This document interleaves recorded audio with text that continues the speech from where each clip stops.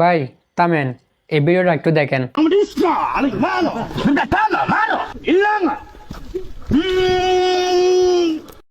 Cristo, hermano, dati ni lang, ilanga, ilanga. Bugatano. কি অবাক হচ্ছেন তাই তো? কিন্তু প্রশ্ন হচ্ছে, এই লোকটা কি সত্যি অলৌকিক কোনো শক্তির অধিকারী, নাকি এর পেছনে আছে অন্য কোনো ব্যাখ্যা, যেটা আমরা প্রথম দেখাতে বুঝতে পারি না। চলুন এবার বিষয়টাকে একটু বৈজ্ঞানিকভাবে বিশ্লেষণ করি। প্রথমে একটা কথা মনে রাখতে হবে, কোনো ঘটনা আমাদের কাছে অবিশ্বাস্য মনে হলেও সেটা অলৌকিক হয়ে যায় না। ইতিহাসে এমন অসংখ্য ঘটনা আছে যেগুলো একসময় মানুষ জাদু মনে করতো, কিন্তু পরে বিজ্ঞান বা কৌশলের মাধ্যমে তার ব্যাখ্যা পাওয়া গেছে। এখন এই ভিডিওটির দিকে তাকান। আমরা দেখতে পাচ্ছি একটি মাটির পাতিল বাতাসে ভাসছে এবং ধীরে ধীরে এগিয়ে যাচ্ছে। ত্রান্তিক বলে পরিচিত ব্যক্তিটি তার পেছনে পেছনে হাঁটছে এবং মাঝে মাঝে ফু দিচ্ছে, এবং সবসময় আগে পাতিলটি চলে যাচ্ছে চুরি করে নিয়ে যাওয়া জিনিস যেখানে লুকিয়ে রাখা হয়েছে সেখানে। কিন্তু এখানে প্রথম প্রশ্ন, একজন মানুষ ফু দিলে সর্বোচ্চ কতটুকু শক্তি উৎপন্ন হয়? পদার্থবিজ্ঞান অনুযায়ী মানুষের মুখ থেকে বের হওয়া বাতাসের শক্তি খুব অসীমিত। একটি মাটির পাতিলকে বাতাসে ভাসিয়ে রাখা তো দূরের কথা, সেটিকে কয়েক মিটার দূরে নির্দিষ্ট গন্তব্যে নিয়ে যাওয়ার মতো শক্তি একজন মানুষের ফু থেকে উৎপন্ন হওয়া সম্ভব নয়। দ্বিতীয় প্রশ্ন হলো, পাতিলটি কিভাবে পথ চিনল? ধরুন সত্যি পাতিলটি ভাসছে, কিন্তু সে কিভাবে জানলো চুরি হওয়া জিনিস কোথাও লুকিয়ে রাখা হয়েছে?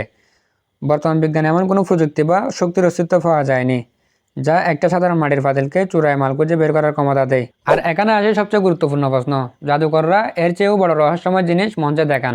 তারা মানুষ ভাষায় জিনিস উড়ায়, মানুষ অদৃশ্য করে, কিন্তু পরে দেখা যায় সবুজের নিখুঁত কৌশল, সঠিক ক্যামেরা অ্যাঙ্গেল এবং মানুষের মনকে বিভ্রান্ত করা শিল্প। এই ভিডিওতেও এমন ধরনের কিছু হওয়ার সম্ভাবনা অনেক বেশি। অনেক ক্ষেত্রে খুব পাতলা নাইলনের সুতা ব্যবহার করা হয়, যা ক্যামেরার সহজে ধরা পড়ে না। কখনো লুকানো সাপোর্ট ব্যবহার করা হয়, আবার কখনো ভিডিও এডিটিং বা নির্দিষ্ট ক্যামেরা অ্যাঙ্গেলের সাহায্যে এমন দৃশ্য তৈরি করা হয় যা বাস্তবে যতটা অলৌকিক মনে হয় আসলে ততটা নয়। মজার বিষয় হলো, ভিডিওটি দেখার সময় আমিও একটা বিষয় খেয়াল করেছি। কিছু কিছু ফ্রেমে মনে হচ্ছে পাতিলটির সঙ্গে কোনো সূক্ষ্ম সাপোর্ট বা সুতার মধ্যে কিছু থাকতে পারে।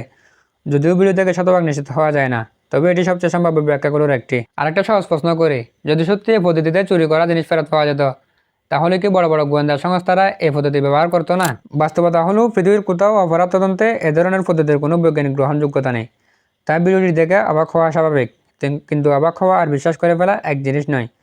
কারণ কোনো ঘটনা অবিশ্বাস্য মনে হওয়া আর ঘটনাটি অতিপ্রাকৃত হওয়া এক জিনিস নয়। আর বিজ্ঞান আমাদেরকে শেখায় প্রথমে প্রশ্ন করতে, তারপর প্রমাণ করতে এবং অবশেষে সিদ্ধান্তে পৌঁছাতে। আপনার কি মনে হয়, এটি কি কোনো একটি অলৌকিক ঘটনা, নাকি খুব চালাকির সাথে করা একটি কৌশল? কমেন্টে আপনার মতামত জানাতে পারেন। ভিডিওটি ভালো লাগলে শেয়ার করতে পারেন। ফেসবুক থেকে দেখলে ফলো আর ইউটিউব থেকে দেখলে সাবস্ক্রাইব করার অনুরোধ রইল। আসসালামু আলাইকুম ওয়া রাহমাতুল্লাহ।